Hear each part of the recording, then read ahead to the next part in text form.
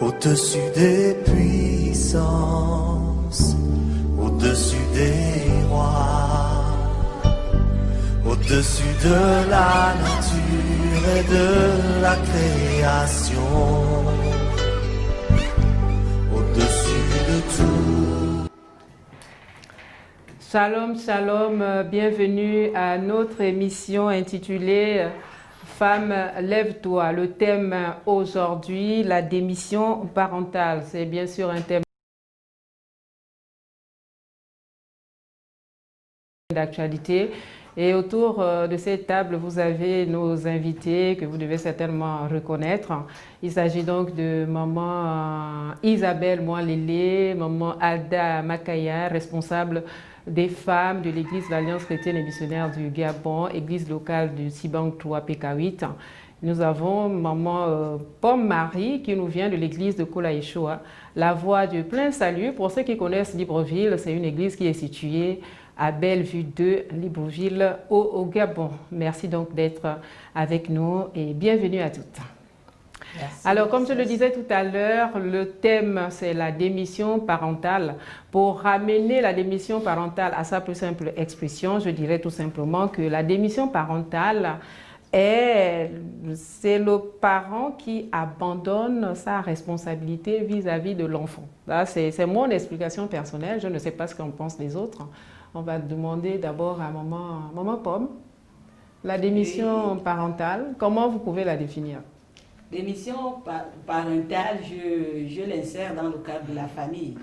C'est-à-dire tous les composants de la famille, c'est-à-dire par exemple le père, la mère et les enfants ont des responsabilités.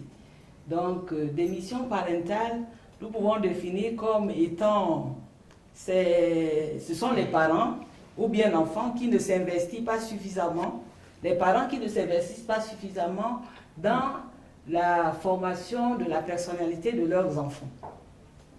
Formation de la personnalité, oui. en plus simple. En plus simple dans le suivi et dans l'encadrement de l'enfant. D'accord. Maman Isabelle?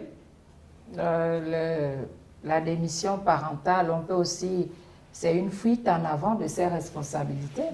En tant que parent, en tant que père, en tant que mère, fuir les responsabilités qui lui reviennent. Abandonner carrément les charges qu'elle doit assumer au sein de la famille. Abandonner les charges qu'on devrait assumer en tant que parent. Maman Alda? Je crois que je vais m'accorder avec mes soeurs. Juste ajouter que c'est une incapacité. En fait, c'est une incapacité de pouvoir assumer ses responsabilités. Donc, c'est une fuite en avance. Donc, vis-à-vis de la progéniture, les enfants que nous avons dans notre maison, dans nos maisons respectives, parce que le constat est fait surtout au sein de la cellule familiale. Nous constatons qu'il y a beaucoup de démissions parentales aujourd'hui. Maman Isabelle.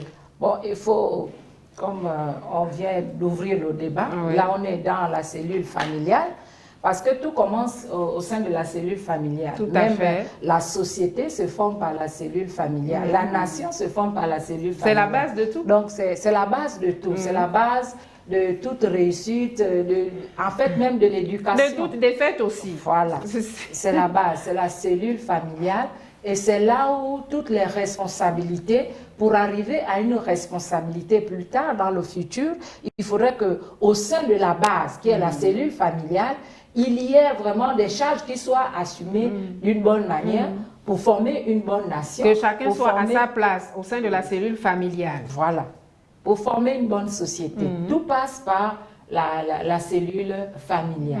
Alors, si nous remarquons qu'il y a des missions au sein de la cellule familiale, nous allons voir les conséquences plus tard dans la nation, dans la société, mais aussi dans le cadre de tout ce que nous sommes en train de faire. Mais qui démissionne au sein de la cellule familiale?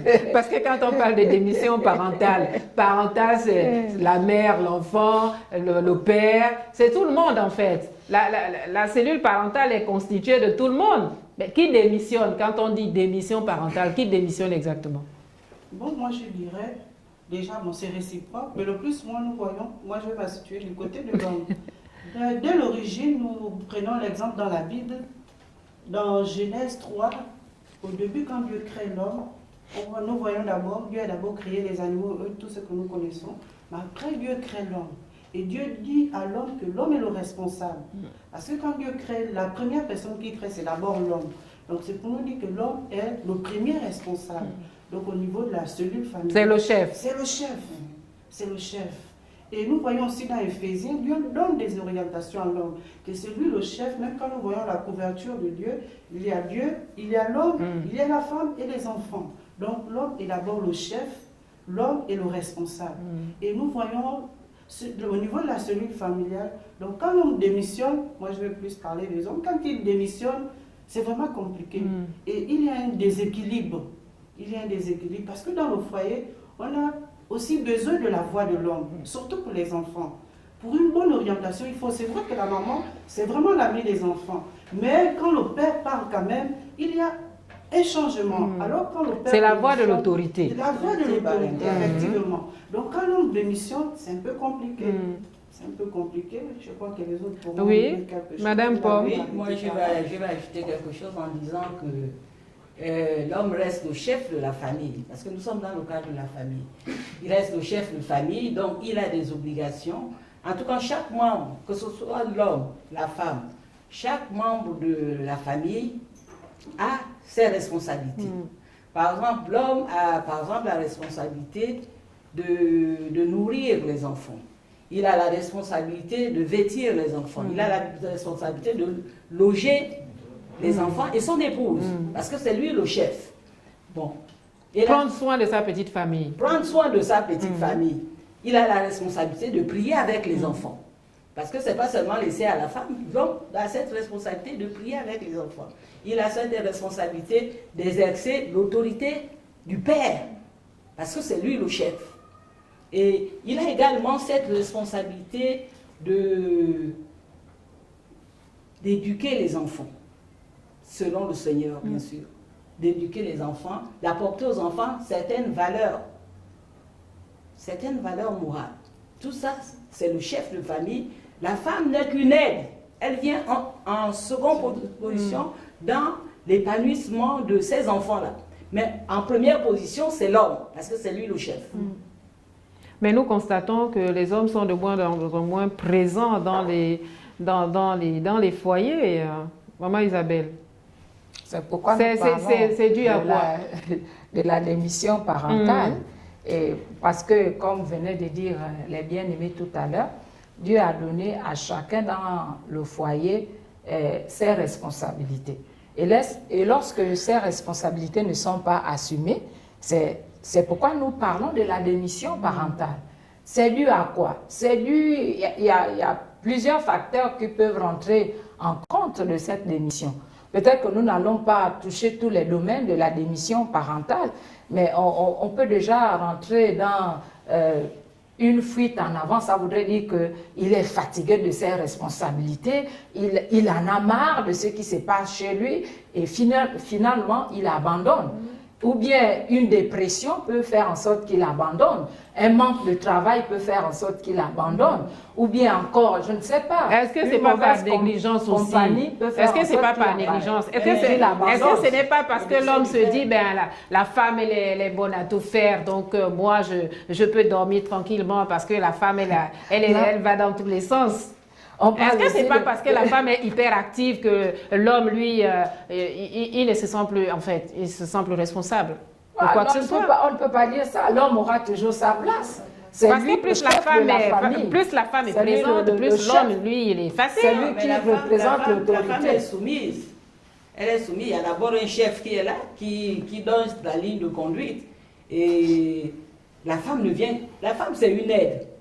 En principe, elle est une aide. Donc, elle n'a pas cette possibilité d'être en première position, non. L'homme est déjà d'abord... Mais dans certains ménages, on voit les femmes qui sont en première position, malheureusement. La démission, par exemple, du père, elle est obligée de présider à toutes ces charges-là, de ces responsabilités. Ça l'incombe parce que le père est démissionnaire. Mais sinon, en temps normal, la charge, le responsable, c'est le chef de famille qui est le père.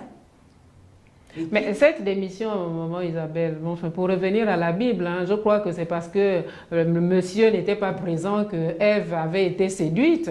Est-ce que c'est pas la même chose là qui est constatée aujourd'hui? Finalement, l'homme, il est toujours absent. Enfin, pas toujours, maman Alda. Bon, pas toujours, c'est vrai, mais moi j'ai... Ah, mais sauf si vous êtes ici pour défendre la position de l'homme, parce qu'apparemment... Non, on ne défend En pas fait, du tout. non, Il a non, ses moi, responsabilités. là. En fait, quand on voit un peu l'origine à la base, selon la Bible, en fait, comme on disait, Dieu a d'abord créé l'homme. C'est pour dire que c'est lui... en Il fait, doit c'est- être là, l'homme c'est doit lui, être voilà. présent. Vraiment, il doit être présent. Mais pourquoi certains hommes, bon, certaines femmes, comme on le disait au début, certaines femmes sont obligées de prendre certaines responsabilités. Pourquoi? Parce qu'elles remarquent à la base, l'homme est incapable, en fait. L'homme est incapable. Mais il, l'homme mais est il manque quoi? Démissionnaire, Mais il manque quoi? démissionnaire. Il manque quoi à l'homme? Pourquoi tout d'un coup il démissionne? Il lui manque quoi? Est-ce que c'est parce que la femme manque de finesse? Est-ce que c'est parce qu'il n'y a pas eu cette dose-là suffisante vraiment pour que Dieu puisse, je ne sais pas quoi, le charger émotionnellement pour qu'il puisse prendre soin de sa famille? Pourquoi il y a démission aujourd'hui du côté? Naturellement, l'homme est chargé, il est chargé parce que Dieu l'a créé déjà avec toutes ses capacités.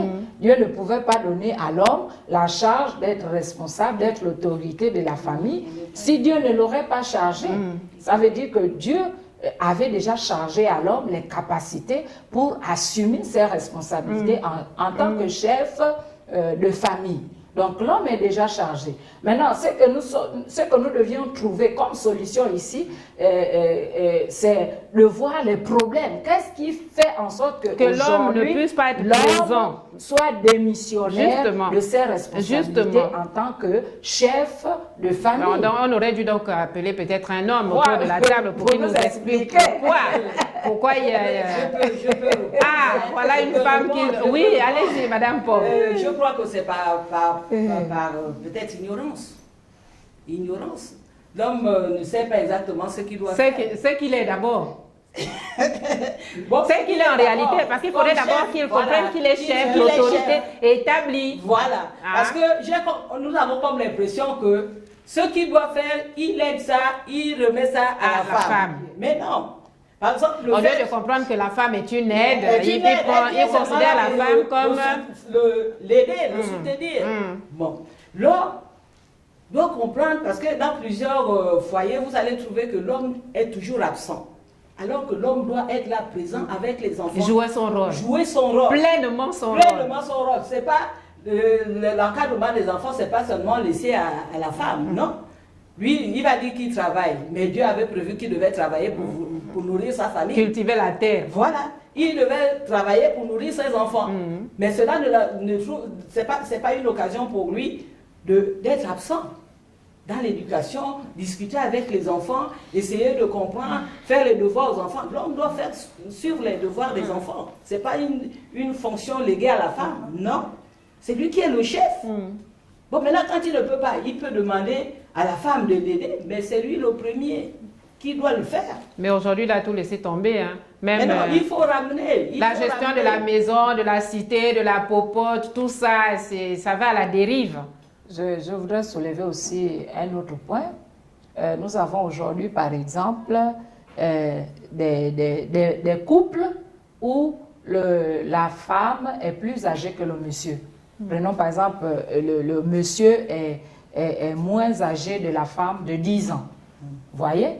Ce monsieur a tendance, je ne sais pas, il se sent peut-être lésé à cause de la différence d'âge. Mais la différence d'âge, mais c'était depuis le j'arrive. premier jour, la différence d'âge. La différence, il se sent peut-être diminué devant sa femme, mais disons-le ici que même s'il est moins âgé que sa femme, il reste le chef. Il reste le chef de famille. Donc il n'a pas à démissionner de ses responsabilités. Mais disons même en tant que chef de famille. Maman Isabelle, que tout homme est une autorité établie par Voilà. Dieu. L'homme est une autorité établie par Dieu. Donc au sein d'une famille, la présence d'un homme est importante et utile, très capitale, surtout pour l'épanouissement des enfants. Donc les hommes ne se sentent pas marginalisés parce que quand ils relèvent, à cause d'une différence d'âge, une différence de salaire, une différence de titre. de responsabilité dans la société. Non, mais il reste le chef de la famille et il doit assumer ses responsabilités. Il doit prendre soin de son épouse et prendre soin de ses enfants. Oui, parce que quand l'homme n'est pas présent, je l'ai dit tout à l'heure, quand le premier homme il était absent, voilà comment Ève, elle a allé dans la panique manger la pomme. Et on le voit aussi, on le constate aujourd'hui, quand l'homme n'est pas présent, ben, ça va dans tous les sens. Aujourd'hui, les enfants se retrouvent dans la rue. Nous avons un nouveau phénomène dans la société, les enfants de la rue. Nous faisons face à la délinquance juvénile avec toute autre dépravation. Maman Isabelle. Bon, nous avons aussi le cas que nous voulons aussi souligner aujourd'hui. Il y a beaucoup de conséquences finalement. Oui, il y a beaucoup de conséquences par rapport à la démission parentale. Vous voyez que c'est comme une roue, c'est comme une chaîne.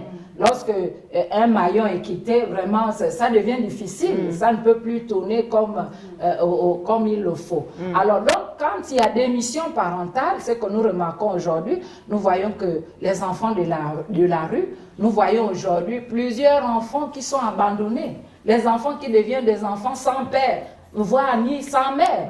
Des enfants qu'on retrouve partout, qui sont élevés soit par une tante, par un grand-parent, par une grand-mère. Parce que celui qui a fait l'enfant a abandonné. Parce que lui-même, il n'avait pas encore la capacité d'être responsable d'une famille. Et la démission fait en sorte qu'aujourd'hui, les jeunes garçons, comme les jeunes filles, ils sont livrés à la vie de débauche. Ils sont livrés à la violence, ils sont livrés aux drogues, ils sont livrés à tous les vices que nous trouvons aujourd'hui avec nos enfants. Et il n'y a plus vraiment une canalisation de notre société, de la famille. On n'a plus les valeurs familiales parce qu'il y a des missions parentales. Maman Alda, vous voulez ajouter quelque chose avant d'accueillir notre nous avons perdu nos valeurs. À ce qui concerne jeune invité. Les valeurs, en fait, nous avons perdu nos valeurs. Parce que nous remarquons qu'aujourd'hui, quand vous allez dans certains foyers, la majorité, vous allez trouver des femmes. Vraiment, les dames sont là, elles élèvent les enfants tout seuls. Et ce que nous voulons dire aux hommes, parce que quand ils démissionnent, en fait, il faut être mature et il faut savoir assumer ses responsabilités. D'abord, la maturité. Quand on est mature, quelle que soit la difficulté, quelle que soit la situation, on est apte, on est capable d'assumer nos responsabilités. Parce que souvent, lorsque les hommes démissionnent, c'est compliqué, comme le disait maman Isabelle. Nous voyons, exemple, les enfants qui se révoltent. Ça fait pas pratique, peut-être, il y a 2 semaines de cela, je discutais avec un jeune, vraiment qui cause des problèmes à sa maman. Et j'ai essayé de discuter avec le jeune, savoir qu'est-ce qu'il parlait, qu'est-ce qui ne marchait pas. Et le jeune me faisait comprendre, non, voilà ce que papa fait avec tout ce qu'il fait. Et je suis obligée de me comporter de la sorte, en fait, pour montrer mon mécontentement. Il n'est même pas écouté, l'enfant. Effectivement. Donc, vraiment, les hommes doivent prendre des responsabilités. C'est important parce que quand l'homme démissionne, et remarquez même dans les foyers, surtout quand les enfants sont tout petits, les enfants sont des amis de la mère. La mère, c'est vrai, maman peut parler, mais on ne prend pas trop cette chose au sérieux. Voilà. Mais quand c'est c'est l'autorité. Voilà, c'est l'autorité. Vraiment, lui a légué en l'homme vraiment ce pouvoir. Mais c'est un peu dommage que l'homme ne prend pas ses responsabilités au sérieux et nous voyons un peu ce qui se passe, les enfants sont obligés de... Les conséquences dramatiques. Voilà, certains vivent avec les tantes.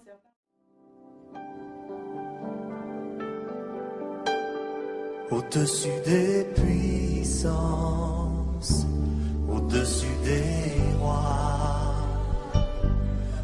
Ben voilà donc la démission parentale. Nous réclamons sur le plateau la présence d'un homme. Heureusement, nous avons une jeune invitée qui, bon, c'est pas un homme, mais c'est une jeune invitée qui vient quand même donner la position des jeunes qui prennent, je ne sais pas s'il faut appeler ça plaisir, mais nous constatons ces derniers temps, Grati, que les jeunes filles abandonnent leurs enfants, coin de rue ou jettent même les bébés dans la poubelle. C'est dû à quoi? Bon, déjà, bonsoir à tous. Et s'il faut donner mon avis face à la situation des jeunes filles qui abandonnent des enfants dans les coins de rue, encore dans les poubelles, premièrement, je vais jeter la faute aux parents de ces enfants. Parce qu'une jeune fille de 14 ans, 15 ans qui tombe enceinte, d'abord, la faute revient premièrement à la mère de l'enfant, au père de l'enfant. Parce que si cette jeune fille était bien encadrée par sa mère, bien encadrée par son père, je ne crois pas que cet enfant devrait avoir une grossesse précoce. Ça, c'est déjà le premier point. Le deuxième point, c'est aussi, il faut dire, la prise de conscience. Il y a des enfants qui prennent conscience en retard. Et lorsque la prise de conscience, elle est prise en retard, on a toujours besoin de son parent. On a toujours besoin. Et pour la jeune fille, à cet âge, elle a besoin de sa mère. Et s'il faut dire quelque chose, c'est dire aux mères, arrêtez d'être des mères irresponsables. Soyez des mères présentes dans la vie de vos enfants. Mais est-ce que la mère doit être présente même en l'absence du père? Le père aussi, il n'a aucune responsabilité selon les jeunes filles? Bon, je ne sais pas. Bon, parce qu'on parle de démission parentale, là, les femmes ont plus jeté la responsabilité sur les hommes qui ne sont jamais là. Maintenant, la jeune dame, elle arrive, elle dit, ben, c'est la maman qui doit être présente. C'est vrai que... C'est pas à qui la faute, mais j'ai envie de poser la question, à qui la faute finalement? La faute est aux deux parents.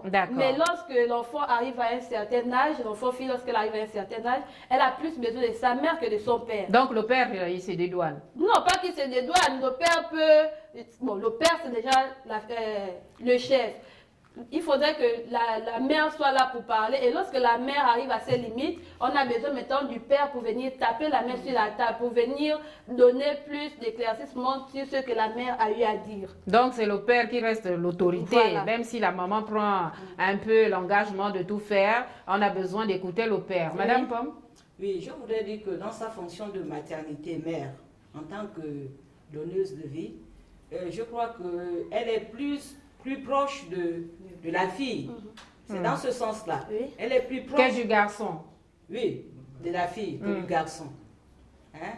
Bon, des enfants, mais la fille est plus proche de sa mère, que le père. Donc, c'est dans cette approche-là qu'elle doit encadrer sa fille. Elle doit encadrer sa fille, elle doit prodiguer des conseils, oui.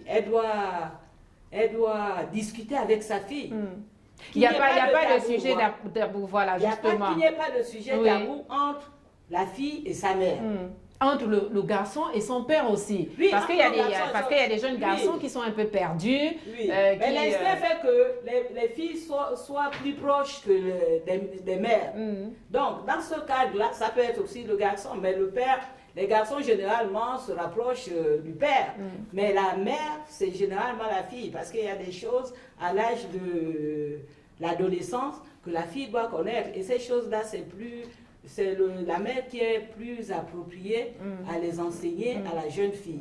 Donc, en allant dans le sens qu'elle veut dire, quoi. La maman, parce qu'il y a des domaines où vraiment le père est mal placé pour pouvoir conseiller la jeune fille. Le papa est mal placé parce que ça, je crois que c'est la culture africaine qui fait en sorte qu'il y ait des barrières, des sujets tabous. Mais est-ce qu'avec le développement, nous devons encore rester cloîtrés? Le père ne doit pas dire ceci, cela. Mais si la maman n'est pas là, je dis, bon, si elle a été rappelée au Seigneur, comment le papa peut faire? Mais il joue le rôle, hein. Maman Alda. Parce que même quand le père est démissionnaire, la maman joue les deux rôles. Et maintenant, quand la mère est démissionnaire, le papa joue les deux rôles. Mais je ne sais pas. Et pas. quand les deux sont là, ils se complètent. D'accord. Moi, je pense surtout pour les jeunes filles, comme le disait mon fils, c'est dès le départ qu'il faut commencer à préparer l'enfant. Oui. La maman est là, vraiment la maman est mieux placée aussi. Et le papa aussi. Parce que le papa aussi doit être là. Comme disait la maman-fille. Quand la petite commence à grandir, c'est là où il faut être là, il faut orienter l'enfant, il faut donner des conseils. Parce qu'à un certain âge, surtout la phase la plus compliquée, c'est la puberté. Vraiment, cette phase-là, elle est compliquée. Donc l'enfant est capable de faire un peu le tout. Mais je crois que dès le départ, si on a commencé à donner des orientations, on a commencé à éduquer l'enfant, on a commencé à montrer, ouvrir l'enfant certaines choses, je crois que à la grâce de Dieu, ça ira. Donc, cassons les tabous, parce qu'aujourd'hui, on a l'Internet qui est là, vraiment, et la télévision. Et les enfants sont influencés. Effectivement, donc, vraiment, je crois que Enlevons le tabou. Tout ce qui est tabou, essayons d'enlever et orientons concernant les enfants. Et le papa aussi est là. Le papa n'est pas épargné. Il n'est pas épargné, c'est lui On a le chef. toujours besoin du ton du père. C'est vraiment important. Parce que surtout à la phase pubertaire, on a besoin du ton du père. La maman peut parler, la maman peut conseiller, mais le père doit être là pour donner. Ça fait vraiment l'équilibre. On se complète. Oui, mais je crois que quelque part dans la Bible, les responsabilités sont partagées. Est-ce qu'il n'y a pas un verset biblique qui rappelle quand même le rôle du père? Parce que j'aime bien, c'est ce rappel important. Au lieu de dire à chaque fois, femme, soyez soumise, est-ce qu'on n'a pas aussi donné un ordre à l'homme pour qu'il puisse prendre soin de sa famille? Les enfants doivent aussi obéir à leurs parents. Peut-être que les enfants se retrouvent dehors parce qu'ils n'obéissent pas. Est-ce que ce n'est pas aussi une raison... Déjà, Il y a aussi une démission de leur part quand même. Leur responsabilité. c'est vrai que la Bible dit enfants Obéissez, obéissez à vos parents, bien sûr. mais la même Bible dit aussi que parents n'irritez pas vos enfants. C'est je crois c'est dans Éphésiens. C'est dit parents n'irritez pas vos enfants.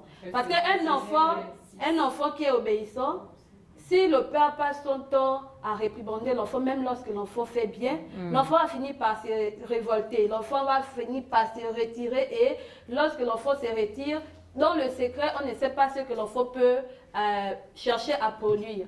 Il y a des enfants qui sont obéissants aux parents, qui attendent aussi quelque chose en retour des parents, mais les parents exigent beaucoup.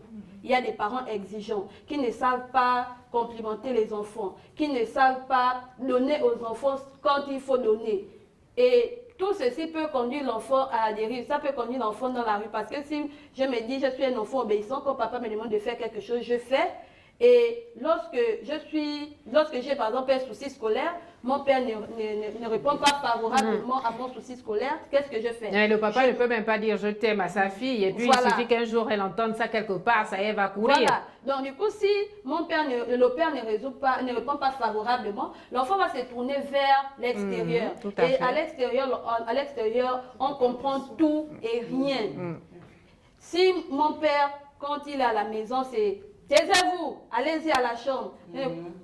Si je trouve de l'affection dehors, je vais me tourner vers le dehors tout le temps. Mais si à la maison, je me sens en sécurité, je ne vois pas ce que je vais chercher dehors. C'est un peu ça aussi. C'est la Bible qui le dit, n'irritez pas vos enfants. Dans la manière de parler, dans la manière de se comporter, on peut irriter nos enfants. Voilà, je crois que le débat reste ouvert, mais nous sommes malheureusement arrivés à la fin de cette émission, ce numéro. Certainement, nous reviendrons sur la partie 2, je crois, la semaine prochaine. Merci à tous ceux qui ont pu nous regarder dans le monde entier, quel que soit votre lieu de résidence. Nous vous bénissons. Et merci aussi à nos chers techniciens. Que le Seigneur nous garde tous d'ici là. Portons-nous bien.